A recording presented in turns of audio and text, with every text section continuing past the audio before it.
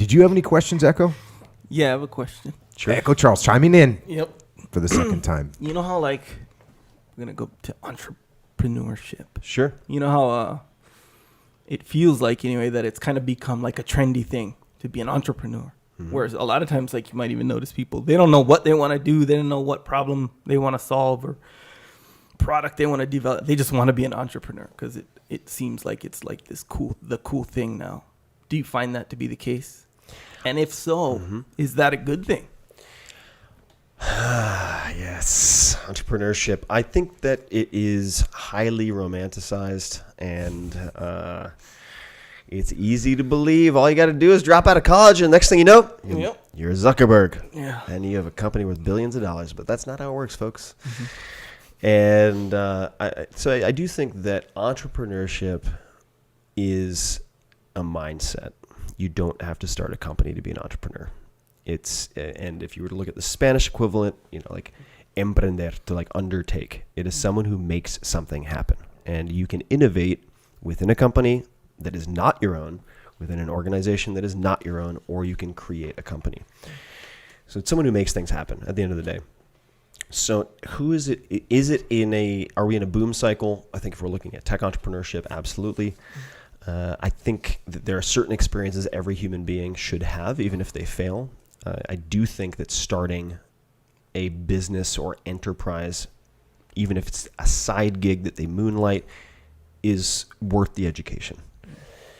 But there's a huge survivorship bias out there, meaning, so you open a Barron's, let's say, and lo and behold, you see all these mutual funds advertising, oh my God, they've had incredible returns for 10 years straight.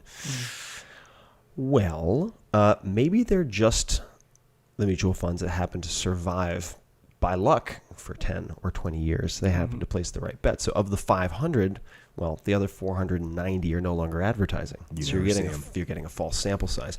And you see that a lot with entrepreneurship. They don't talk enough about the failures. They don't talk enough about the vast majority who will fail.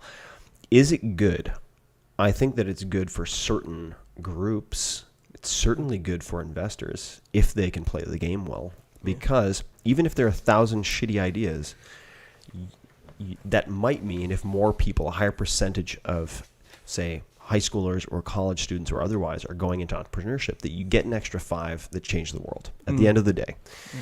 So I am a big fan of entrepreneurship, even though, much like anything else, that is perceived as high risk and therefore treated sometimes with reckless abandon, where people are throwing Hail Marys when they should be doing risk management, you're going to have a high fatality rate. Yeah.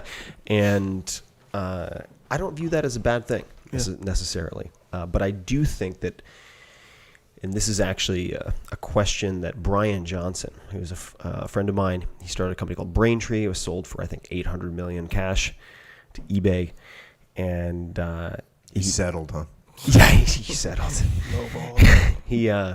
So he shows up in Tools Titans as well. But a question that he asked, because he's constantly flooded with various questions from entrepreneurs who want to make $800 million. Right. They say, oh, what should I do this? Should I do that? What about this idea? What about that idea? And he just asks them, is it an itch or is it a burn? And he's like, if it's just a little itch, don't do it. You're going to fail. Because for the other people out there where it's a burn, they can't not do it, they're going to rip your face off. And that, I think, is a very good question. Yeah. And the other one, which I think originally came from, let me think about this now, Evander Holyfield's first coach told him that he could be heavyweight, or at the time, probably cruiserweight champion of the world. And he asked Evander if he wanted to do it. And he said he didn't know. He had to ask his mom. So he went back, asked his mom, yes, I would like to do it. He said, well, is that a dream or is that a goal? Those are two very, very different things. Mm-hmm. So I think that if you feel like you can't not do it, or on the flip side, as I would probably approach it, if you can look at it as a short-term experiment where you're doing a phase 1 to see if you can develop any traction or get 10 friends to buy, whatever it might be, and you can cap the downside. I always think about this first. I don't think about the $800 million I might make. How can I cap the downside? Then, by all means, you're taking, in my opinion, the measured, intelligent approach. Hey, yeah, throw a bunch on the wall and see if anything sticks. Yeah, because that's not really like the trend, the fad, you know, that I mentioned. That's not really what it says. It's like saying, I mean, now we kind of have this emergence of like the grind, work hard, and that's kind of cool. You know, the working 20 hours a week, like that's kind of becoming like, you know, who is it? Gary V. How he, you know, grind and 20 hours a day. Yeah. Yeah. It can work. I think that you just have to be careful. What I would suggest everybody do, and I'm not sure if it's still on Wikipedia, I believe it is. Study cognitive biases. Yeah. Humans get themselves into a lot of trouble with cognitive biases, whether it's sunk cost fallacy, you've put X amount of money or time into something, and therefore you continue to put good money after bad because you feel like you have to make it back the same way you lost it, or the survivorship bias that I talked about. There's a big difference between correlation and causation, things that happen at the same time and things that, for instance, and things that cause something else to happen. So you just have to ask, like, of 1,000 people who do X, how many are going to get the outcome that is being showcased? And if the answer is I don't know, then you should be really careful about assuming that A leads to B, right? And for me, it also comes back to the adherence. So if I'm trying to coach 100 entrepreneurs, and if I'm talking to 3 entrepreneurs, it's very case by case. But if I'm talking to a class, which I did for a long time, class of high-tech entrepreneurs, 100 students, hypothetically, I want the advice I give them to apply to the greatest percentage of people in the class as possible, or to be usable. And if I say 20 hours a day, there might be 1 or 2 mutants who can do that and sustain it. The rest are going to flame out. And for me, in that environment, it's about finding first sort of the good program you can follow, as opposed to the best program that will knock out 99%.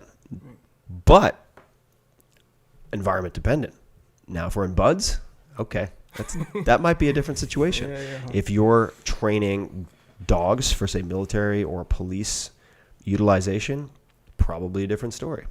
If you are looking for athletes for ultra endurance competition or 24-hour plus competitions, you are looking for mutants. Make no mistake about it. But if I'm trying to encourage the greatest number of people to attempt entrepreneurship and succeed, then I'm going to adjust my advice accordingly. Hey, do you ever... I get a lot of sleep, for instance. People are like, oh my God, that Ferriss guy, he's a 4-hour, you must get 2 hours of sleep a night. I've done all sorts of weird stuff with sleep deprivation. I've done polyphasic sleep where I've gotten, whatever it is, 2 to 4 hours a night for ages on end. But my default is 8 to 9 hours a night. I love sleep. I'm sorry, Jocko, but I love it. Hey, do you ever get, like, you know how, like, entrepreneurship as, like, the trendy thing to do? Do you ever get annoyed when you see, like, posers? You know, you know how they subscribe to all the things, and then they always want to talk about it, and they use all the jargon, you know? I would say, I'll tell you what annoys me more. I don't mind people who are blissfully unaware and extremely enthusiastic. Because quite frankly, I shouldn't speak for everybody, but I think everybody's been there. Like, I remember graduating in 99.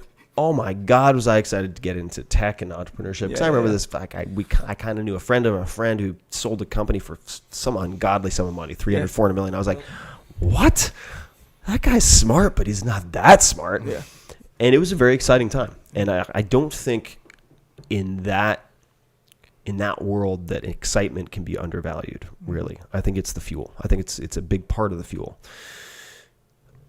The people who bother me are the B players who think they're Elon Musk, or the once you're lucky couldn't pull it off twice or didn't attempt. Like, once you're lucky, twice you're good. The people who had good timing and now think they walk on water. Yeah, like the kind they start like a course now. Those kind of guys.